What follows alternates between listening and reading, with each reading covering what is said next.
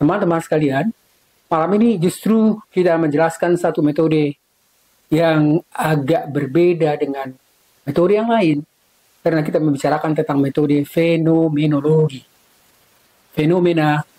Selamat datang di channel Dialektika. Dialog kita bersama, cerdas dan kritis bersama Dialektika. Sebelum lanjut, jangan lupa like, comment, share, dan subscribe channel ini. Terima kasih, selamat menonton, dan semoga bermanfaat.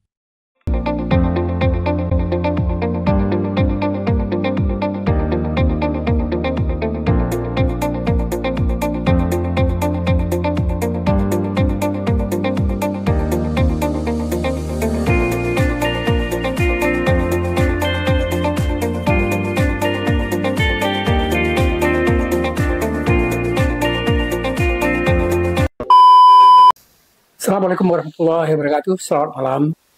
Saya senang kita bertemu kembali malam ini dalam kuliah metode penelitian, dan ini bagian dari metode penelitian kualitatif. Teman-teman sekalian, yang kita bicarakan mulai dari metode pertama sampai sekarang ini, kalau tidak salah 6 atau yang ketujuh, kita membicarakan tentang metode-metode yang sebenarnya berkaitan dengan metode kualitatif, jadi penelitian kualitatif research dan bukan kuantitatif.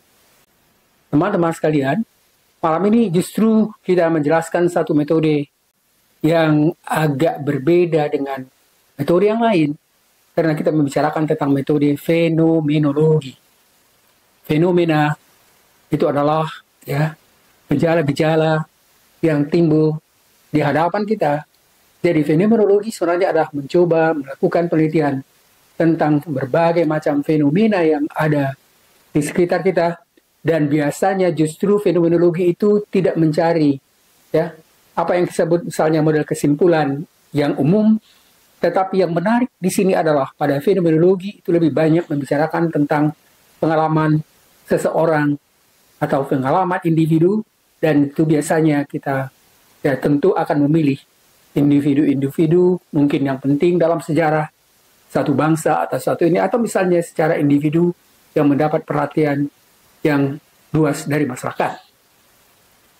Teman-teman sekalian, malam ini kita seperti saya katakan tadi membahas tentang metode penelitian fenomenologi. Jadi fenomenologi sebenarnya metode yang melakukan penelitian tentang pengalaman subjektif seseorang, dan bisa juga misalnya kelompok beberapa orang. Teman-teman sekalian, metode ini bersumber dari sebenarnya tokoh-tokoh dari filsafat yang kita sebut misalnya tokoh-tokoh fenomenologi. Yang paling terkenal awalnya adalah yang misalnya awal yang membicarakan metode ini adalah Edmund Husserl, dan kemudian Merleau-Ponty dan lain-lain. Tapi sekarang banyak sekali digunakan misalnya dalam penelitian-penelitian yang sifatnya masalah-masalah sosial politik, yang lebih banyak membicarakan tentang tokoh-tokoh penting yang perlu dibahas, misalnya dalam sejarah, dalam lingkungan sosial budaya yang menjadi perhatian masyarakat. Teman-teman sekalian, jadi fokus pada praktek riset fenomenologi itu seperti kita katakan tadi, dia adalah lebih sebenarnya melakukan pembahasan atau narasi, menceritakan kisah seseorang, tokoh yang penting, dan ini yang kita fokuskan bahas malam ini. Teman-teman sekalian, jadi pada praktiknya fenomenologi itu membahas masalah teori yang secara ringkas akan kita bahas di sini, dan kita tidak begitu membicarakan tentang tokoh-tokoh mulai tadi saya katakan misalnya dari Husserl atau Merleau-Ponty, tetapi kita lebih banyak misalnya mencoba untuk melakukan sedikit pembahasan teoritis dan lebih pada bagaimana menerapkannya. Teman-teman sekalian, kalau pada psikologi, riset fenomenologi ini sebenarnya banyak sekali digunakan pada psikologi yang menjelaskan tentang masalah individu atau tokoh-tokoh yang lebih misalnya yang kita kenal misalnya yang membicarakan tentang permasalahan psikologi humanis. Teman-teman sekalian, fenomenologi umumnya diterapkan pada aplikasi untuk atau sebagai metode untuk penelitian, memahami dan menjelaskan, menarasikan pengalaman individu secara mendalam. Misalnya kita sekarang misalnya mulai banyak dihebohkan oleh berbagai masalah sosial politik. Kemarin misalnya ada ya yang menjadi perhatian besar juga tentang bagaimana misalnya Prof ya dosen dan juga imam besar Masjid Istiqlal setelah menerima kunjungan dari Faus itu mendapat kritik yang sangat luar biasa dari masyarakat. Teman-teman sekalian, ada dianggap ya pandangan dan pendapat yang sangat kontroversial, dan ini sebenarnya menjadi masalah yang menjadi tanda tanya luar biasa di lingkungan masyarakat dan tidak memahami apa sebenarnya dan bagaimana pandangan dari imam atau guru besar imam besar dari Istiqlal itu. Sebaiknya memang kalau dilakukan misalnya penelitian oleh seseorang dan kemudian melakukan tanya jawab ya diskusi yang secara luas mendalam dengan imam besar itu, mungkin kita bisa lebih memahami sebenarnya bagaimana pandangannya sehingga kita bisa bandingkan misalnya dengan bagaimana kritik-kritik dari masyarakat. Teman-teman sekalian, jadi ingat, begitu kita misalnya menjelaskan tentang metode fenomenologi, ini berkaitan sekali dengan metode yang kita bicarakan sebelumnya, terutama sekali misalnya dengan apa yang kita sebut misalnya kritik atau metode yang mencoba melakukan pemahaman atau misalnya penelusuran dengan menggunakan misalnya pengalaman yang secara mendasar, hermeneutika mendasar, hermeneutika dalam, bukan hermeneutika radikal. Kalau minggu sebelumnya kita jelaskan misalnya hermeneutika kritikal atau hermeneutika kritis, ya hermeneutika mendalam artinya itu mencoba memahami secara lebih dalam tentang pengalaman, harapan seseorang, ya. Sementara pada hermeneutika radikal yang kita sebut dengan dekonstruksi baru kita jelaskan 2-3 minggu yang lalu, 2-3 malam yang lalu mungkin, itu sebenarnya mencoba untuk melakukan kritik memang ini tidak pada apa yang kita sebut dengan metode fenomenologi, mencoba untuk memahami sebenarnya pengalaman dan harapan dari seseorang atau kelompok atau beberapa orang. Misalnya, kalau tadi kita katakan ya imam besar Masjid Istiqlal, memang fokusnya pada imam besar itu, tetapi tentu akan lebih baik juga kalau misalnya dilibatkan dengan beberapa orang timnya yang ada di Masjid Istiqlal tersebut. Teman-teman sekalian, atau mungkin Anda bisa juga misalnya melakukan penelitian ya bagaimana misalnya tanggapan dan masyarakat dan bagaimana pengalaman pengalaman secara individual misalnya oleh Anies Baswedan yang sekarang sebenarnya itu menjadi ya permasalahan sosial politik yang luar biasa yang sepertinya mengalahkan ya sekian banyak misalnya anggota DPR dan lain-lain, apalagi kalau misalnya kita kaitkan itu dengan akan terjadinya apa yang akan terjadi pada pemilu yang akan datang, di mana sekarang terutama sekali pada masyarakat Jakarta ada gerakan untuk memilih semua calon ya, semua calon gubernur. Teman-teman sekalian, ini sepertinya bukan hal-hal yang dianggap sepele dan sederhana. Ini kalau saya menganggap ini adalah model kritik yang sangat radikal terhadap kebijakan pemerintah yang selama ini, kebijakan anggota DPR yang sepertinya memang tidak pernah memikirkan masyarakat tapi lebih memikirkan pada kelompok ya sendiri dan juga masalah-masalah yang kekuasaan yang menguntungkan ya partai masing-masing dan tidak bertindak sebagai wakil masyarakat. Teman-teman sekalian, jadi sangat luas sekali dan yang paling menarik tentunya nanti kalau misalnya ada yang bisa dan mau melakukan misalnya bagaimana melakukan ya penelitian fenomenologi pada pengalaman pengalaman Presiden Jokowi selama 10 tahun dia memerintah. Ini pasti satu tema atau menghasilkan satu hasil penelitian yang menghasilkan narasi atau penjelasan cerita tentang pengalaman tersebut. Teman-teman sekalian, jadi sekarang sudah terlihat sebenarnya apa maksud dengan penelitian fenomenologi itu dan apa tujuan dari fenomenologi.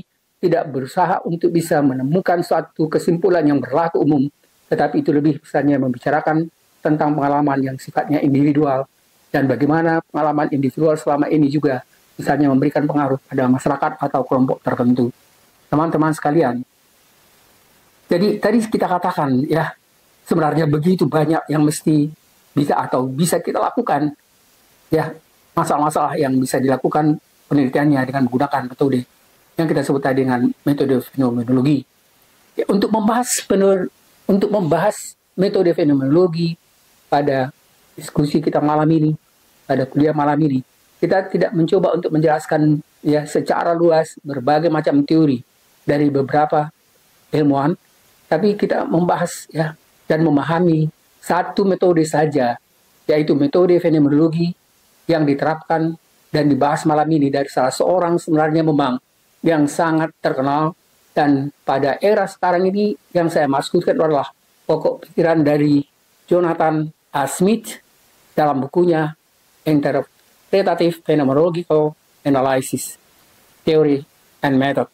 Teman-teman sekalian, pada pembahasan dari Jonathan Smith ini, dia sebenarnya berfokus pada pengembangan pendekatan interpretatif fenomenologi, analisis, atau saya singkat di sini dengan IPA, Interpretive Phenomenological Analysis, IPA, sebagai metode penelitian kualitatif yang digunakan untuk memahami pengalaman pribadi seseorang secara mendalam. Ingat, kalau kita katakan pengalaman seseorang secara mendalam, maka yang lebih tepat metode yang digunakan juga di sini sebenarnya, dan termasuk bagian daripada ya metode fenomenologi itu yang kita sebut tadi hermeneutika dalam.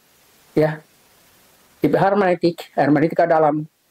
Hermeneutika mencoba menelusuri secara mendalam pengalaman dari seseorang, atau misalnya kelompok beberapa orang yang berkaitan dengan satu tema atau satu masalah. Teman-teman sekalian, berikut ini akan kita jelaskan misalnya beberapa pokok pikiran dari Smith. Jadi Jonathan Smith dalam bukunya itu menjelaskan ya, yang pertama adalah apa yang maksud dengan pendekatan filosofis. Pendekatan filosofis adalah ya pendekatan fenomenologi yang berakar pada 3 tradisi filosofis. Ya, tradisi filosofis utama yaitu fenomenologi, ingat, kemudian hermeneutika dan ideografis. Teman-teman sekalian, antara fenomenologi dan hermeneutika ini karena memang juga penerapannya sangat sering sekali ya digunakan bersama, atau masalah ini memang saling berkaitan satu sama lain, maka sering sekali juga disebut ada istilah fenomenologi hermeneutika atau hermeneutika fenomenologi. Ya, sementara pada istilah yang disebut dengan ideografi, ideos itu di sini sebenarnya yang unik, yang khas. Jadi yang kita teliti bukan hal-hal yang bersifat general, bukan hal yang bersifat umum, tetapi hal yang bersifat khas, unik. Dan unik dan khas di sini adalah pengalaman individual atau kelompok kecil yang berkaitan dengan satu masalah yang memang lagi kita teliti. Teman-teman sekalian, jadi fenomenologi bertujuan untuk memahami bagaimana individu mengalami dunia mereka. Ingat tadi saya katakan bagaimana misalnya ya Gibran memahami pengalamannya dunianya sekarang ini. Mungkin sekarang Anda tidak bisa melakukan kritik atau misalnya melakukan ya penelitian tentang pengalamannya, tapi nanti setelah misalnya katakanlah ya sudah bisa misalnya dia terbuka untuk menyelesaikan pengalamannya, maka Anda bisa melakukan penelitian yang kita sebut tadi dengan penelitian hermeneutika fenomenologi. Mengapa hermeneutika fenomenologi? Karena pengalamannya itu juga sebenarnya mencoba untuk menerapkan apa yang kita sebut tadi metode hermeneutika mendalam, dan kemudian hasilnya adalah apa yang kita sebut sebagai ya hasil yang sifatnya individu, yang unik, yang khas karena berkaitan dengan pengalamannya sendiri, dan ini yang disebut istilah dengan ideografi. Teman-teman sekalian, jadi fenomenologi bertujuan untuk memahami bagaimana individu mengalami dunia mereka. Teman-teman sekalian, tentu tidak ada pengalaman yang bersifat umum. Pengalaman individu itu selalu ada keunikannya. Dan hermeneutika adalah seni untuk memahami atau menginterpretasikan pengalaman yang dialami seseorang, dan metode digunakan di sini adalah metode yang kita sebut tadi fenomenologi dan hermeneutik, dan itu tujuannya untuk menafsirkan pengalaman yang sifatnya memang pengalaman individu. Oleh karena itu sering sekali dia adalah pengalaman subjektif dan individu. Jadi jangan menganggap bahwa penelitian-penelitian itu selalu semuanya bersifat objektif. Pada penelitian ya fenomenologi hermeneutik, kita justru sebenarnya mencoba untuk memahami pengalaman, harapan dari seseorang atau dari yang sifatnya individual. Sementara geografi menekankan pada studi, ya. Yang kita katakan tadi adalah studi kasus individu secara rinci. Tadi saya sudah kemukakan misalnya kasus bagaimana misalnya ya imam besar Masjid Istiqlal, bagaimana misalnya pengalaman dari Anies Baswedan, bagaimana pengalaman dari Gibran, dan seterusnya, dan seterusnya. Itu adalah sebenarnya sesuatu yang perlu sekali dan perlu juga misalnya dilakukan penelitian yang kita sebut tadi dengan fenomenologi, karena itu akan menjadi ya hal yang sangat baik, menjadi pelajaran bagi masyarakat selanjutnya. Yang kedua adalah, tadi kita katakan pertama adalah pendekatan filosofis, yang kedua ya fenomenologi itu adalah pengalaman pribadi. Jadi jelas sudah kita kemukakan dan singgung-singgung mulai dari awal, dan kemudian fokus utama riset fenomenologi itu adalah mengeksplorasi bagaimana seseorang memaknai pengalaman pribadinya. Teman-teman sekalian, tentu bisa saja misalnya di sini kita melakukan atau Anda melakukan satu wawancara yang mendalam dan mencoba misalnya memahami secara ya pengalaman subjektif itu, bagaimana dia supaya keluar dan dia atau kita bisa menemukan apa sesungguhnya yang dialaminya. Jadi metode fenomenologi ya tidak hanya menggambarkan pengalaman, tetapi juga mencoba untuk menginterpretasikan bagaimana seseorang ya bagaimana orang tersebut memahami apa dan memahami apa yang selama ini dialaminya, dan kemudian juga menjelaskan apa dan bagaimana ia merasakan pengalaman mereka. Misalnya pengalaman mereka mungkin yang kadang-kadang memang bisa mengasihkan, tetapi luar itu banyak juga pengalaman-pengalaman yang menyedihkan atau mungkin bagi mereka juga sebagai sesuatu hal yang tidak menyenangkan. Yang ketiga adalah proses interpretasi. Teman-teman sekalian, proses interpretasi tadi kita katakan bahwa memerlukan metode, ya, metode hermeneutika, fenomenologi, dan hermeneutika secara mendalam. Metode ini digunakan untuk memahami bagaimana misalnya ada dua lapis sebenarnya yang dicoba dipahami dengan menggunakan metode itu. Lapisan pertama adalah meneliti bagaimana kita bisa berusaha memahami pengalaman yang diceritakan oleh partisipan, ya, dari ceritanya sendiri. Tapi yang kedua adalah bagaimana kita bisa melakukan penelitian dan menafsirkan bagaimana partisipan memahami dan memberikan ya makna atas pengalaman mereka, dan juga misalnya atas pengalaman mereka dari kritik orang lain. Tentu hal ini nggak bisa dilepaskan. Jadi pengalamannya dan kemudian misalnya pengalamannya sebagai kritik atau katakanlah misalnya pandangan dari masyarakat. Yang keempat adalah pada penelitian fenomenologi kita sebenarnya adalah seperti dikatakan dari awal, ini adalah bentuk penelitian kualitatif, dan riset yang kita sebut tadi dengan riset fenomenologi adalah pendekatan penelitian yang sangat kualitatif, bukan kuantitatif, yang menggunakan wawancara mendalam atau juga misalnya menggunakan metode serupa untuk mengumpulkan data selengkap mungkin. Ini membantu peneliti sebenarnya untuk menggali pengalaman pribadi dengan cara yang sangat rinci dan kontekstual. Tentu saja sangat diperlukan di sini adalah keahlian dari si pewawancara atau si peneliti. Bagaimana upaya untuk bisa mengorek sisi yang selama ini tidak dipahami karena berada pada bagian katakanlah misalnya bawah sadar dari si pelaku atau subjek yang kita teliti. Teman-teman sekalian, yang kelima adalah metodologi ini adalah metodologi yang mengikuti langkah-langkah yang dikemukakan oleh Smith, juga menjelaskan langkah-langkah itu dalam apa yang kita sebut tadi dengan metode fenomenologi itu, seperti bagaimana misalnya kita mengumpulkan data, bagaimana kita menganalisis data, bagaimana kita bisa memahami dan juga menyajikan data yang kita peroleh, dan analisis itu dimulai dengan membaca transkrip wawancara yang sudah kita lakukan dan baca itu berulang kali, tidak hanya ya 1 kali atau 2 kali, karena Anda perlu memberikan laporan yang sangat rinci dan bisa dipertanggungjawabkan dari hasil wawancara Anda. Kemudian, ya, si peneliti perlu membuat catatan-catatan yang kemudian mengidentifikasi tema-tema utama yang muncul dari data-data. Jadi teman-teman sekalian, selama misalnya kita melakukan penelitian, Anda melakukan penelitian, harus hati-hati benar sebenarnya untuk bisa ya melengkapi hasil wawancara itu dengan membuat catatan-catatan dan mengidentifikasi tema-tema utama yang muncul dari catatan-catatan Anda. Jadi data-data dari berbagai macam wawancara itu harus benar-benar yang tersimpan dengan baik. Yang berikutnya yang keenam adalah apa yang kita sebut dengan penggunaan dalam berbagai bidang. Jadi metode fenomenologi telah banyak digunakan dalam berbagai bidang. Ingat teman-teman, seperti psikologi. Dan psikologi itu sebenarnya sangat-sangat memerlukan apa yang kita sebut dengan fenomenologi hermeneutik. Karena ya, apalagi misalnya pada psikoanalisa, Freud dan umumnya juga pengikut Freudian mencoba untuk memahami dimensi psikis ya yang dianggap misalnya tidak sehat itu dengan melakukan wawancara.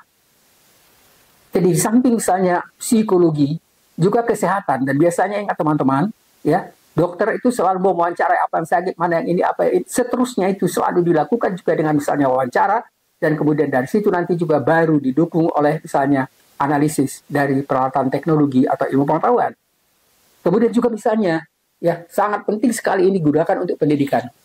Seorang guru atau dosen ya tidak mungkin bisa melepaskan untuk memahami ya sikap, pandangan dan tingkah laku mahasiswanya atau murid-muridnya di SMA, SMP, dan pada ilmu-ilmu sosial lainnya memang sangat memerlukan apa yang kita sebut tadi dengan metode fenomenologi.